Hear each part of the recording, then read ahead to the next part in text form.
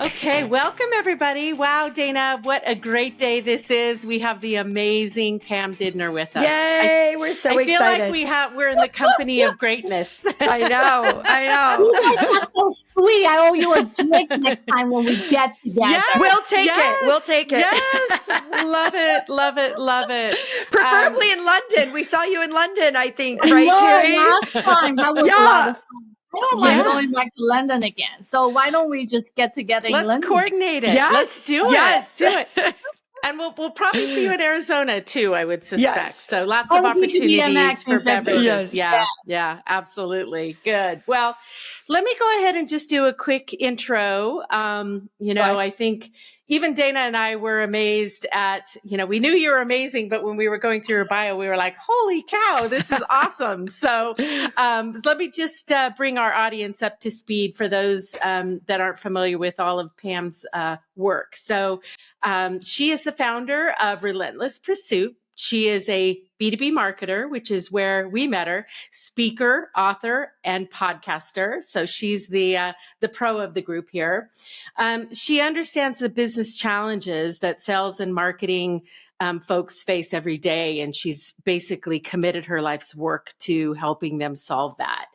Her expertise is in strategic planning, B2B marketing, sales and marketing alignment, which we're really going to talk a lot about, content marketing, which is near and dear to our hearts, sales enablement, and we know you've got some tricks up your sleeve there, and more. I don't know about that, but I would love to. Yes, Dana and I, when we were with you or listened to your session in London, your stuff was just so obvious when you said it, right? It was like, oh my gosh, yes, she's right.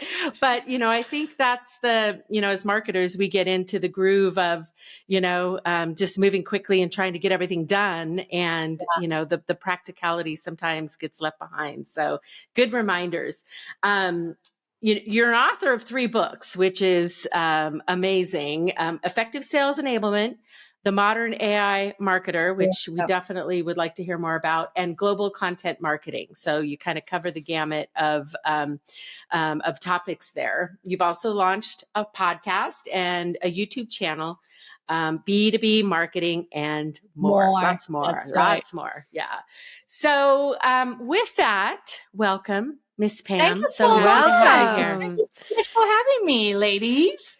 Yeah. So why don't you go ahead and, I just read your impressive resume, but why don't you go ahead and Pam, from Pam's point of view, let our listeners know who you are and what kind of makes you tick.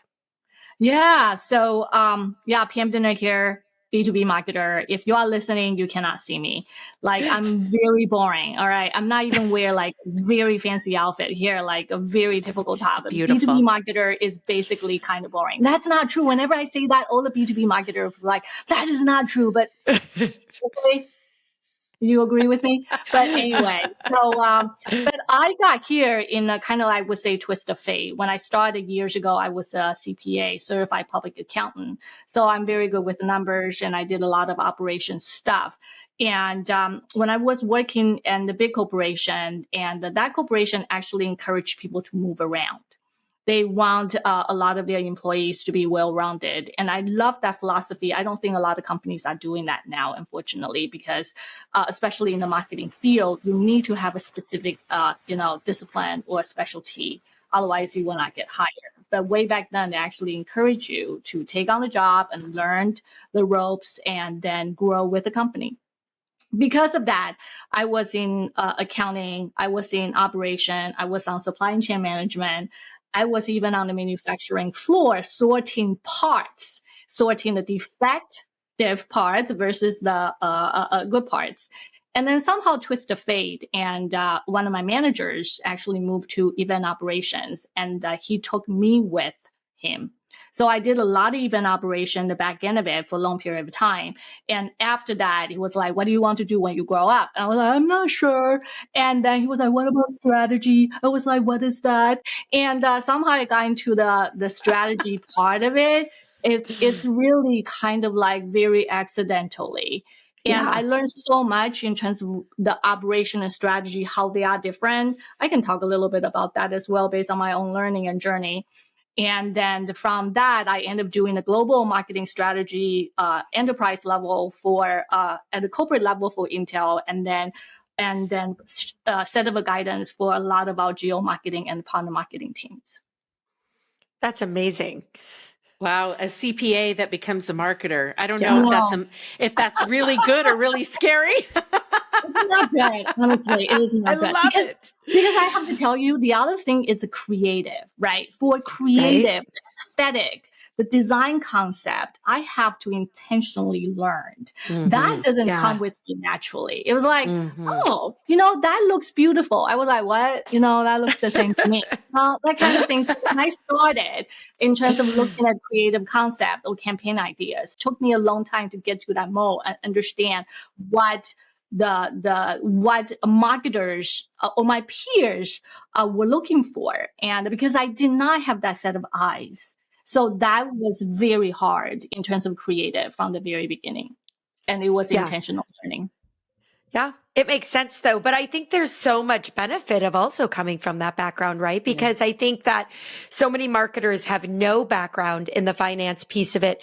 And in a lot of ways, that's what we all need to prove some sort of financial, growth or however it is. It all needs to tie to numbers, right? And that is what most marketers lack. I 100% agree with you, Dana, in terms of having that finance background. So I am all about money and cents. So like marketers like creative, the messaging framework and also the copy. And I love all of that. And, but at the end of the day, it's all about money and cents, right? What does that make sense? And, how much money we spend on this campaign? What do we get out of it? So, I think having the financial background, if you will, does help tremendously in terms of trying to tell that part of story or try to quantify marketing's ROI. And that's also one thing that we want to talk about is how do we get closer to sales? They should be our BFF. Right. Because otherwise we're doing this for no reason at all, right? I mean, we're not just here to make creative, fun campaigns and events and ultimately we have to justify our existence somehow, right? So in your bio, you do lots of things. What do you enjoy most? Is it the authoring? Is it the podcasting? And how do you ensure that you can keep your favorite things at the top? Dana, can I just be very, very honest about that? It was like, what's your favorite thing? Honestly, I favor nothing. I was like, this requires a lot of work. Can I just sit on the couch and binge watch my Netflix instead of doing the podcasting? I am just being very honest with you. Like all this stuff I'm doing, on one hand, I do enjoy it to some extent. Don't get me wrong. But, when you create something, just like Cari and Dana, when you guys creating something for your client, there's always like the little bit of suffering you have to get through. You kind of really have to squeeze yourself out the creative juice to create something. That part of it is, I call it suffering, right? You have to go through that to create something, right? And that I don't really particularly enjoy, but at the same time, it's where you got the most creative juice out of your. So it's that love and hate relationship, you know what I'm saying? So, but for the long time, I actually prefer writing because writing, you can hide yourself. And when you write a blog post and somebody reacted badly, you can be like, okay, I will go back and change it, no problem. And then you can change it. But later when you started, even podcasts, you can edit it. But video is very hard to edit. Right? When you upload it to YouTube channel, that is it. When you take it down, you lose your viewership. Not that I have that many viewership to start with, but I don't want to lose that 28 views. Anyway, so the video part of it is much harder for me. And in terms of like to be very natural, like in front of the monitor or screen. But ultimately at the end, I enjoy that part the most. Just be on the screen and say, rah, rah, rah, rah, rah, rah, rah, like what I'm doing right now. Yeah. It's funny you say that, Pam, because I saw Tina Fey speak at Content Marketing World a lot of years ago. It feels like now, way before COVID. Yeah. And she talked about the writing process being this love-hate thing. Like she absolutely hates writing, right? But yet this is what she does. So I think the creative process is often that way. I think it's the getting started. It's that torture. It's the like, oh, I procrastinated. Oh, I could do a spreadsheet instead today. So I'm going to go do that because that's much easier. And I come to realize one thing, any kind of writing or content creation is self-abuse. Like you love yourself so much or you're self-loathing and to the point that you really want to abuse yourself physically and mentally. You know, it's insane. It's true. It's true. Self-abuse. That's hilarious. Okay. So Pam, question for you. So the focus of this podcast is sales and marketing alignment. And marketing's contribution to revenue. So, this is an old topic. We know we've been talking to you about this topic for a long friggin' time, right? Why are we still talking about this? That is the question. Why? Why are we still talking about this? Well, I think there are a couple reasons on want to lay it all out. It's because marketing and sales professionals are very different. And like marketing tends to focus on the top of the funnel and sales focuses on the bottom of funnel. And marketing is really about, spread the love. And the sales was like, I am the love. All right, focus on me. Right. So there's a little bit different on that. Yeah. And then the other thing I think, like that's the biggest difference between the sales and marketing is marketing people are taught to nurture. Like we are looking for a prospect, especially on the B2B side, right? We are looking about the purchasing cycle is long and we have to nurture the leads. But the salespeople, they are hunters. If they see kind of like one prospect and this prospect say, I don't have a budget. And our job was like, let's nurture them. And the sales were like, you don't have budget? Too bad. I'm going to hunt another target. So do you see the differences between the sales and marketing? Yeah. So from the very beginning that we are not coming from the same place. So because we are not coming from the same place, the way we approach the same problem is going to diverged instead of merged. So you have to be very cognizant about the differences between sales and marketing and make sure you understand what are the commonalities between the two, what are the differences between the two. If you are supporting the sales side of it, what can you adjust on the marketing side to make sure you align with them? So you are kind of either going in parallel. You will never 100% merge. You won't. Okay, because we have a different focuses and we also sometimes we even talk to different segments of customers, right? We focus on buyers' personas and salespeople focus on decision makers. Just from that perspective, you are not necessarily going to be 100% merge, but is it possible you can stay close together that's in parallel? Do you see where I'm coming from? Yeah. Mm-hmm. Right. So you have to be very cognizant if you are supporting sales. That's why fundamentally from the get-go, we are different and we are still talking about it, unfortunately, or fortunately, see that as a job security. Ha ha ha. I often think that the really good marketers and the ones that understand this are the ones that either come up, like an SDR, that move through that or field marketing, right? Where you spend a lot of time with sales and you kind of understand their DNA, or Dana, for example, who's married to a sales guy. So she's got it. She's got the resident expert. You should talk about it. Oh yeah. It's funny because I won't say where he works. We don't need to embarrass anyone in terms of, but like it's a really large company and I said something about his marketing support and where he's got, and he said to me about ABM, he goes, ABM is stupid. He goes, tell me what it does for me. And I went, exactly. Okay, well, I like literally what you're saying. I'm like, He goes, is it going to bring me more sales? And he goes, isn't it what I'm already doing? And I'm like, he goes, I have a set of accounts. It's my job to grow them. I'm like, yeah, I guess you're right. So, I mean, you see it. Yeah. So Dana, actually your husband asked all the right questions. The question fundamentally is, what have you done for me lately? Yes. That's the question you need to, as a marketer, you need to answer to those people is, what have you done for me lately? On the ABM side of things, you are right to some extent, and he's right that he's already doing a lot of account specific engagement. What ABM does, just very quickly, is using the marketing to complement sales effort, right? So that's what ABM is. It's like, for example, if they are doing certain things for a target account, for strategic account, but there's only certain things salespeople can do.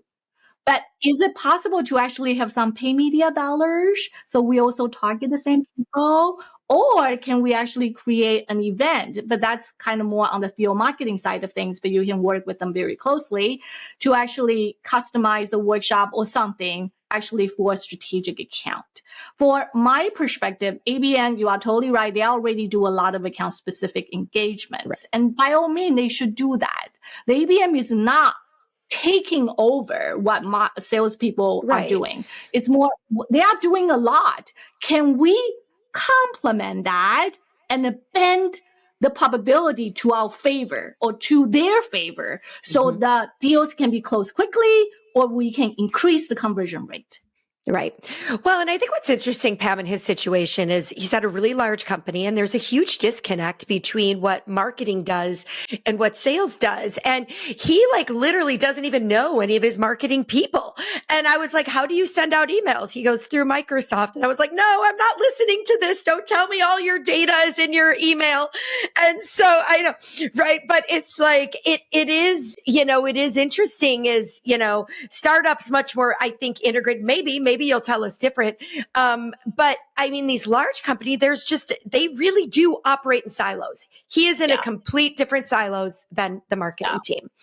So you brought a very good point, Dana, and I would like to address that from two different perspectives. You hit the core. In the smaller company, the sales and marketing collaboration alignment is definitely tighter. That's no doubt about it, because the headcount or the teams are much smaller.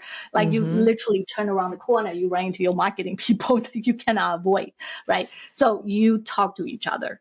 Even in a mid-sized company, most of the time, the marketing team is still pretty small. Therefore, the sales and the marketing still pretty tight to some extent.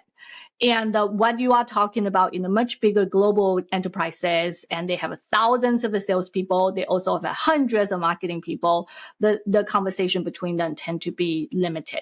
However, I was in that position for a long period of time because I work in a big company.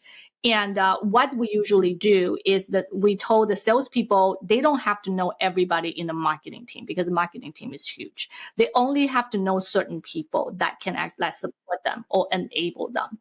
And that's the team that actually they know. And that's the only thing they need to know from my perspective, because I supported the sales for a long period of time. And I was drinking a lot. Just want to make sure everybody knows that.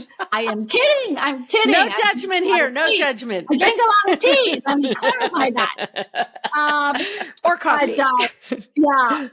But, the thing is, I always tell my sales professional, my sales people, you don't have to know everybody. And it's not your job to know everybody. Right. You only have to know 3 or 4 people that can actually help you. These are the people you should know. That's it. You need a champion. Yeah. Yeah. Mm-hmm. Yeah. That's great. So what are you seeing, Pam, so we talk about that we're never going to merge completely together, but we can kind of live side by side. What are some of those small changes that teams can start to make to bring us closer together? Great question. And there are a couple things from my perspective that marketer should do. And this is only a suggestion. I actually have several, but I'm just going in a limitation of time, I'm just going to say one. For example, that we all do events or we all do webinars. So many companies, they have a webinar series or they attend events, right? On the webinar series, we'll try to bring the people in and people register. and they attend the webinar. And after the webinar is done, the marketer will send out a thank you note to the attendees or send out the people who registered did not attend, say, hey, this is on demand, you can check it out, blah, blah, blah. Then we call that done as a marketer. And then we move on to the next webinar topic. What you can do from my perspective, bring that the sales, your attendee data into the sales side is, can you create another process? For example, there are a number of attendees that actually attended your webinar. On the B2B side, honestly, except HubSpot or some very popular platforms, the webinar attendees on a lot of companies tend not to be very big. That's all, just be very honest. Okay, so you got 300 and 400 attendees, and that's not very big. That's just be very clear on that. And most of the time is about 100. I would say 80% of the webinar on the B2B side, especially you on the B2B and the product tend to be complicated, and you do webinar on a regular basis, it's about 100 to 200 attendees. Okay, cool. That's not a huge number. So why don't you take the number, the attendee number? Sales is not going to do anything about it unless somebody vet it. And it's also SDR's job to vet it, but sometimes they are very busy. Is it possible you can take attendees number and correlate with the CRM data? In general, they only have 3 probability. One is the name can be existing name from existing account, or the name can be new name from existing account. The third, it can be new names from new account. So now you have 3 segments of attendees that for sure, right? That's not hard to do. That is not hard to do. You can get Excel and you can correlate on the CRM database, get a Salesforce, your administrator or data analyst to actually help you out. If you don't know CRM, get somebody to help you out. It's not hard. Once you have that 3 segments, then if your salespeople have top 100 strategic account, so you can look at those accounts and look at the new names on your account and see if they match. Right. If they match, bingo, that might be a new lead already vetted, and you can pass to a SDR or sales. But if it's existing name, if it's new names on existing account, bingo, can that be another business unit within the same account that the salespeople can talk to? So you vetted the information, and then you can send a quick email and say, hey, the attendees are broken into 3 segments. These are the 3 segments. Can somebody do something about it? And by the way, you are managing those accounts. I think you will find those names interesting. So all of a sudden, you are taking one step down to the sales level. It's answer that question. What have you done for me lately? Mm-hmm. That answer the question. I have done this for you. Mm-hmm. Yeah. And these are the practical insights that we love to hear from you, Pam. And this is not hard to do. It is work. That is the issue, right? Yeah. And a lot of time the webinar manager was like, this is not my job. And the digital marketing manager said, this is not my job. SDR was like, somebody needs to clean this up. So all of a sudden, this is like a gray area that really nobody touch. That's the fundamental problem also within the big enterprises. Right. Who's doing that? Is that a sales? Is that a marketing operations job? Is that SDR's job? It is not my job. My scope is doing webinar. Mm-hmm. But I would challenge you and say, if you're doing webinar, you should also do that. Yeah. Well, it's so logical. When we heard you talk about this in London, and I remember sitting there going, duh. Like, why are we, that is the useful piece of the data that's coming out of these events. And to some extent, any of the tactics we're doing, right? It's stopping to just, think for a moment, be strategic about the data coming in. We're so quick to just, upload it, send the basic email. And like you said, off we go. I can check it off my list, right? But at the end of the day, and what we forget about is how much that lead actually even cost, right? So in a webinar case, $100 a lead there.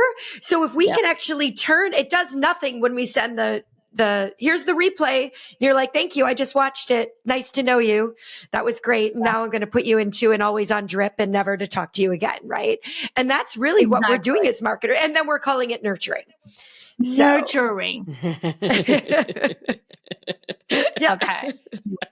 But at the end of the day, I have to say though, this is the fundamental problem of a marketing today. If we do marketing right, marketing is mundane. And all the marketers are not willing to accept that fact, including myself. If I do it right, it's all about data. If I do it right in the digital world, is looking at data on a regular basis. Who wants to do that? All the time? Not only me. But it's necessary. It's necessary. Right. And you know, it's an interesting time right now in tech, right? We are seeing a lot of movement, you know, people coming and going, you know, call You're it very kind. People coming and going. It's a bloodbath. That's just it is a bloodbath right now. Bloodbath in tech sector. Yeah. Do you want to, can I share one number with everyone? Please. As of today, all right, is November. Okay, so 2023. Over 187,000 tech workers will lay off. And that's a huge number. That's only this year. Yeah. I'm not talking about what has happened since Q3 2 years ago, because it has been going on and off, on and off. You thought it stopped. It has not stopped. Yeah. That worries me. That worries me a lot. Yeah. Well, and we're seeing marketers feel a big brunt of this, right? And not a lot of patience in the opportunity for them to actually post real numbers, right? I think the higher ups, we're seeing whole marketing teams ripped out. We're seeing, and then them starting over or bringing in just one person, or it's really crazy. I don't know that we've ever seen it to the extent on the marketing side quite as bad as it's been. So it was quite bad back in 2008, that the Great Depression of ours. And, but I think for that, the 2008 and 2009 was tough, but the period was short. Mm-hmm. But this time it has been going on actually longer than I anticipated. So I don't have answer for it. And I just see the trend is a little bit different. So, and then when in any company, when the marketing went through such a dramatic, headcount shift, the people that end up staying, they're afraid of doing anything. And the people who are left carry the tribal knowledge with them. So it put marketing organizations in a very difficult spot. So, and then everybody is being incredibly conservative, right? I mean, they don't want to lose their jobs, so they end up doing status quo. By the way, nothing against that. I would do exactly the same thing if I were in that spot, honestly, right? I want to be conservative. I want to do, what's minimal, that what management asked me to do. I'm not sure I want to go out of that, that lane. To experiment, to try something completely different, to be bold. So I'm just going to do something. And plus their budgets are much smaller, right? So I feel the pain for people who stay. I also feel the pain that people will let go and then have to look for new opportunity. It's just it's not a win-win situation in any possible way. Yeah. So let's put our optimistic glasses on and our marketers that are, looking for new opportunities, and them getting them soon. What would your advice be for them, given what you've just described? Smaller teams, smaller budgets, risk averse, culture permeating throughout the marketing departments. How can somebody rolling into a new organization make an impact in spite of what's happening? Yeah, you're talking about for people who stay, right? Or no, for people that get new jobs that roll into, because, as you and I know, there are a lot of people looking for new gigs right now. Yeah, that's true. Yeah. So if you got into a new job, my recommendation is what I call a 90-day impact. And so you have to, if you are seasoned, okay, if you are like a new to marketing and you are very young, you got into a new job, and obviously nobody actually expect you to like, oh, you have to be a rock star. Do whatever you can, be a rock star, okay, with what you have, that's for sure. But if you are seasoned marketer with years and years experience, and when they hire you, they expect you to perform. They do, right? So you have to think about it within 90 days. What can you do? Like to capture that low hanging fruit and quick wins. That's what I call them, right? So maybe their demand generation has been stalled. They have not run demand generation campaigns. Well, quickly get something going, right? Or their salespeople have been starved, right? And no content has been created. Well, let's get some content going for the sales team, right? So when you join the new team, you need to immediately start talking to different people, and you will find out, oh my God, we are suffering. I know everybody's suffering. And what are some of the some low hanging fruit and quick win that you can get it going to show your impact and your contribution? That's what I call a 90-day impact. Right. So have a plan on that and talk to as many people as possible. Try to understand the company. Right. Yeah, right. And it's not just sticking in your cube and doing your own thing and what your management tell you to do and you do. No. Go out, gather some gossip, my friends. That helps you. I'm kidding. I love it. No, that's really great advice. Dana and I had read a blog last week, actually. Dave Kellogg. I don't know if you know him, Pam, but he's a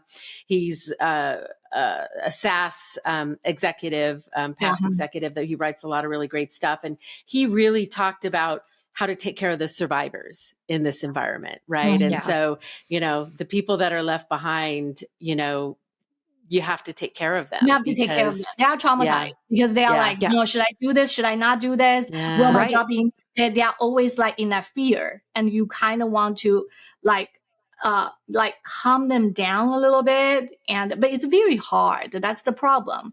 I was talking to a senior manager, and it's an executive VP, and she thought layoff is done. She thought. And she communicated that to all her team. She's also GM.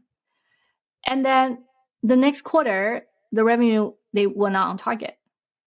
They have to let more people go. Yeah. And then the quarter after, they were not on target either. She has to let more people go. I mean, even though you try to take care of survivors, but you also don't know what your projected revenue will be for the next 2 quarters. So she thought she was done. Yeah. And then she has to eat her own words. And but there's no choice. Right. So I understand that taking care of survivor, but at the same time, this is also the business that needs to run. Mm-hmm. So now a lot of executives are not willing to say much, what is going to happen for the next 2 or 3 quarters. Yeah. Well, because I think none of us know, right? I mean, this has been, I would say, even for Cari and I, since we've been in business, so 5 years for us, this was the first time we went into planning, and we ran a lot of scenarios, right? Because you just don't know. We're like, okay, so if this is what Q1 looks like, then we're going to postpone hiring on these roles and, all of this stuff. And it was a lot harder mentally to think through it. Usually by now we have a pretty good sense of what, at least Q1, if not the first half, looks like. So I totally agree. I usually have my I use Q4 to do my, the next year's planning. Yep. Like, for example, in Q4, I will have plan 2024 kind of layout. This year I was like, let me just take a break. Yeah. Unknown. It's like, just don't know. All right. So, yeah. Yeah. Well, let's quick pivot. I think we have a few minutes left. So the other big topic right now, of course, is AI and marketing. And you have written a book on this. So we'd love just to get, a few minutes of your perspective. Because there's a lot of fear around this too right now. I think about how it's going to impact jobs and roles. And we see this as a real benefit, right? Of how it can create efficiencies in your jobs and how marketers can embrace it. But would love to just hear your perspective on this a little bit. All right. So first of all, I wrote that book in 2019, before COVID and before ChatGPT. But when I wrote it, I was specifically looking into the usage scenario of AI. like in various different marketing activities, from sales enablement, demand generation, content creation, even hyper targeting. So I'm in the process, want to revise that, because nowadays, even though the framework itself still valid, but there's not a lot of tools, and also very like a prompting, how to do a prompt correction, and all that stuff needs to fit into that book specifically. So don't buy the book. Okay. Wait for the revision. Like, have you ever ran into an author that come to your podcast and say, don't buy the book, whatever? And so anyway, set that aside. And yes, I think the inception of a ChatGPT has a massive impact pretty much on everything marketing related. It's very much like Google. When a search engine launched back in 1994, and all the computers are connected, everybody is contributing content, and people start doing search. Search is almost like the prompts, like what we are doing now. So search has a massive impact on marketers as well. So this is kind of like the next generation of it, if you will. And the thing about ChatGPT is you literally can write any question to ChatGPT, and that there is a way to answer it.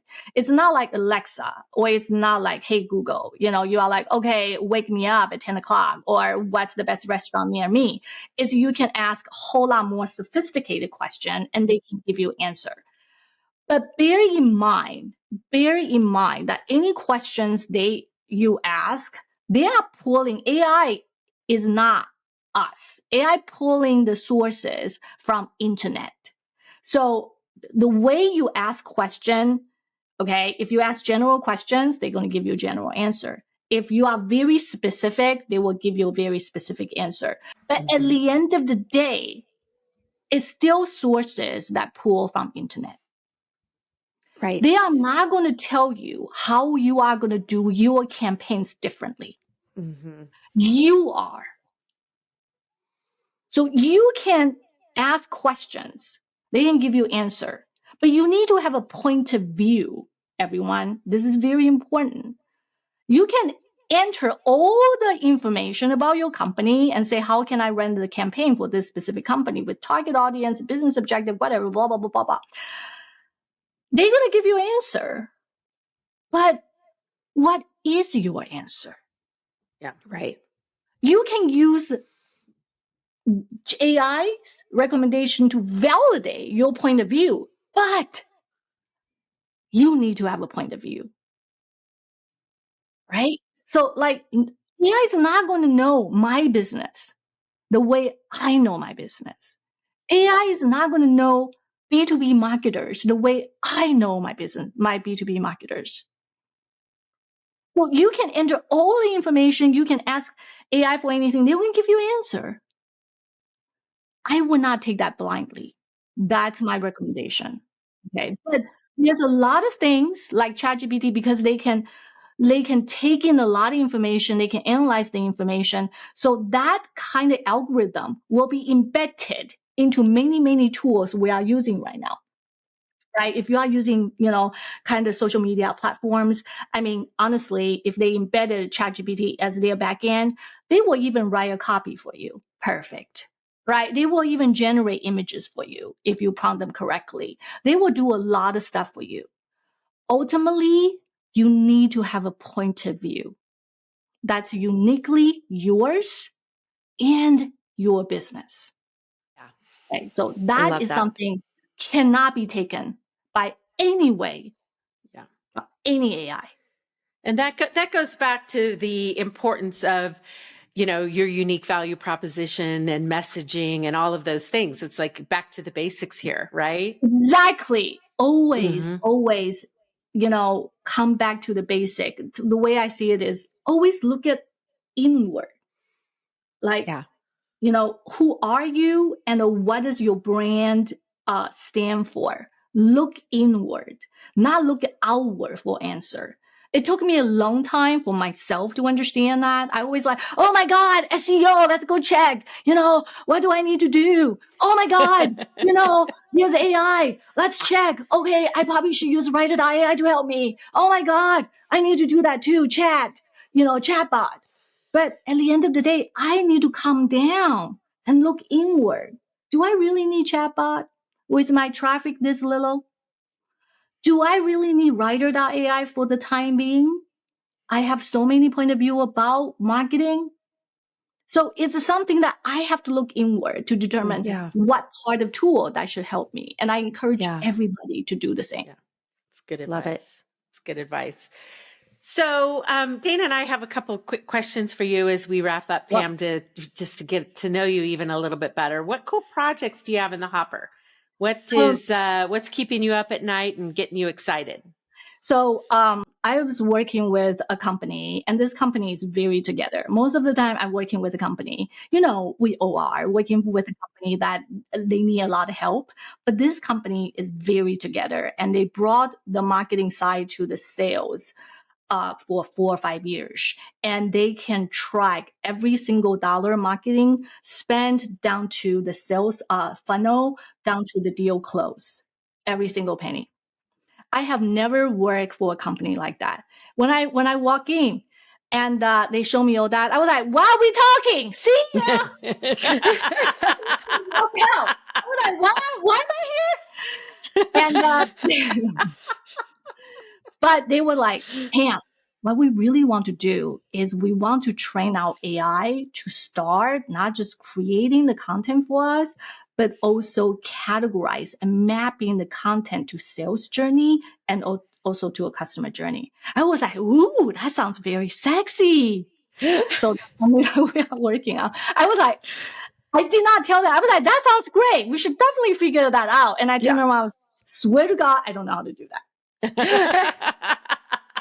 Anyway, fake it till you make it, we say. Exactly. Now they are going to listen to this and they're going to fire me. I don't know. We have the relationship. It's all good. I love that. That is exciting. That's really exciting. That was very exciting. Yes. Yeah. Oh, I love it. I love it. All right. Well, one last question, because we have to end with something fun. What is everybody streaming right now? What are we streaming? What are we watching? When you're not writing and you're procrastinating, Pam, and you're like sitting in front of the TV, what are you watching? All the time. So I recently finished, I'm a big chicken. First, I just wanted to make sure everybody understands. I'm a big chicken. I don't watch any horror films. All right. Because I will have nightmares. I'm a big chicken. I was like, is that Friday 13th? No, pass. This and that, the Silence of the Lambs, pass, that kind of things. And so I watch a series called The Fall of the House of Usher. And oh my God, my husband's watching it.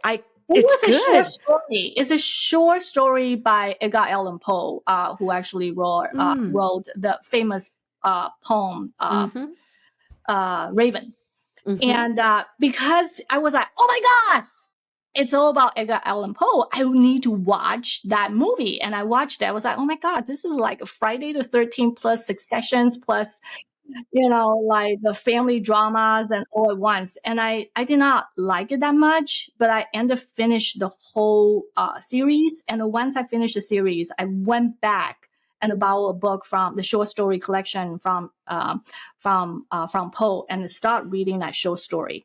And they only take the bits and pieces, the essence of the story into the TV series. And I have to tell you that story was written like 1887 or something. Wow. And I was like, my God, my English was so bad. And I read 5 pages. I was like, I really don't understand what he's trying to say. And I was like continuously like looking at and the do a Google things. I was like, what does this word even mean? And I was like, oh my God, I'm incompetent. Oh my gosh, that's so funny. It's funny you say that, Pam, because my husband was watching it last night and I was doing stuff on my phone. So it's on. And so I'm sort of watching it sidelined to it, but I can't watch the other stuff either. So the gory stuff happens and I'm like closing my eyes. I'm like, tell me when it's over. I can't listen to this piece of it. So it's literally, I can tell you, this is like a story of Friday the 13th plus Succession from HBO. Yeah. Plus Pharmacist. Do you know like there's a show called Pharmacist, which is like they kind of uncover. So you guys watching that documentary. It's basically everything together into one. That's the fall of the House of Usher and the TV series. It was actually not bad. And they did a lot of references back to Poe's short stories and also the Annabelle Lee, a lot of poetries. And I was like, oh my God, I got that reference. But then I went back to try to read that short story. Swear to God, cannot read it. I turned around. I was like, I told my husband, I was like, you know what? I just come to realize I'm very incompetent. My English is bad. And the tons of words I just don't understand. It was like, I managed to finish that book. And I was like, before you're like, you watch the movie, you read a book and you kind of like, oh, I can see it. And this is like, watch the TV series, read the book and was like, you know what? I'm stupid. Oh my gosh, no. I love it. I'm going to put that on my list. Cari, you probably like it. It's like in there, but yeah, I'm it's actually not bad, honestly. Yeah. I think you might enjoy it. You might enjoy it. Just tune out that all the like very like this horror stuff. Just tune that out. Okay. Is it one of those that you have to, because I sometimes like the ones that are kind of playing in the background and I can still do other things. No, is this one that you really have to focus pay on? attention? Yeah. Like Succession, I feel like you have to pay attention if you're not. Yeah. Pay attention. So if you like Succession, we took that background, that rich family, that that kind of background and premise. And it's a part of the story. So actually, Cari, watch it and let me know what you think. Okay, I'll report back. And it's a limited series, Cari. It's just like it's only 8 episodes. Yeah, and it's done. Yeah. Okay. Love it. I think we're out of time. Yeah. Well, Pam, thank you so much for coming. We could talk for another couple hours, I'm sure. Thank you for joining us today. Why don't you plug your podcast? Yes. Where can our listeners go to listen to you, hear more? Yeah, so B2B Marketing and More is actually on YouTube channel and also on the podcast, Apple Podcasts, Spotify, anywhere that you actually like to stream. And I also, like I said, I have a YouTube channel and I'm really a YouTube celebrity, okay, with like 900 followers. Who cares, honestly? But my stuff tend to be pretty dry. I hate saying this, like I focus on how to on my YouTube channel. So kind of have to look into the title. And then if you are working on something like marketing plan, I'm very specific on what you can do, messaging framework, what you can do, sales enablement, what you can do, because it's focused on how to, and people will watch it and then drop off because they don't need it at that time. But when they need it, they come back. So that's super valuable channel I have. And you can always reach out to me, connect with me on LinkedIn, Twitter. And guess what? I launch my TikTok channel. Yes! Oh, I love it. I'm going to find you on TikTok. I'm going to find you on TikTok. I got my dance routine down. No, I'm kidding. I don't have that. I'm no dancing. No dancing. I saw. Not yet. Not yet. What? No. People look at the way I dancing gets dance. followers. No. Dancing and falling. No. When people look at the way I dance, they defollow. They were like, "Oh my God, this is horrible. Don't do that, man. You're horrifying the whole generation of B2B marketers." Anyway.